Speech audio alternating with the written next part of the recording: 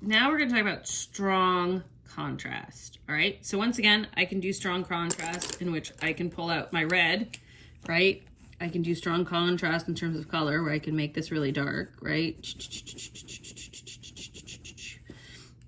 And then I can contrast it in terms of color, and I can start adding in my green right next to it.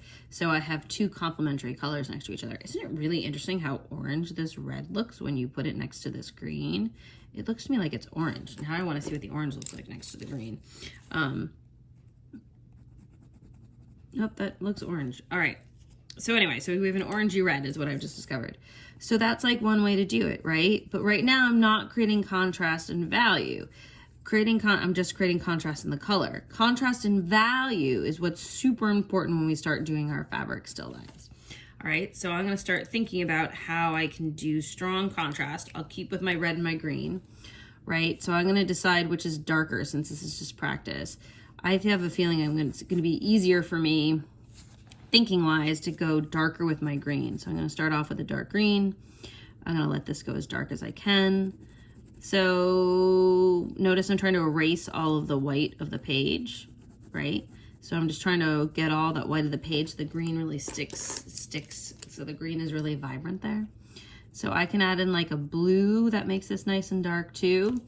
I'm gonna also bring the green over this way so we can see what happens if I add some red to it. Does that create like a nice dark?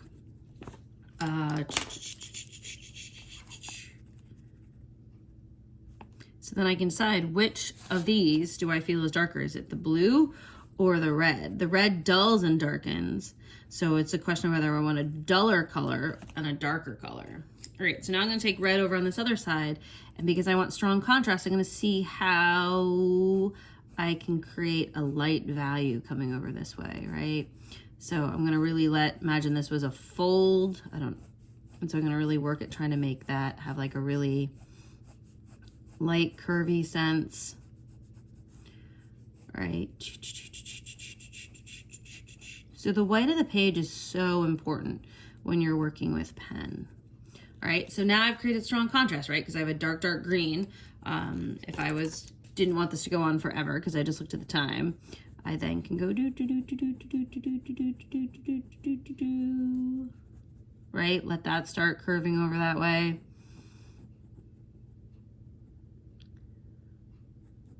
So anyway, that just gives you an idea of how to do the strong contrast.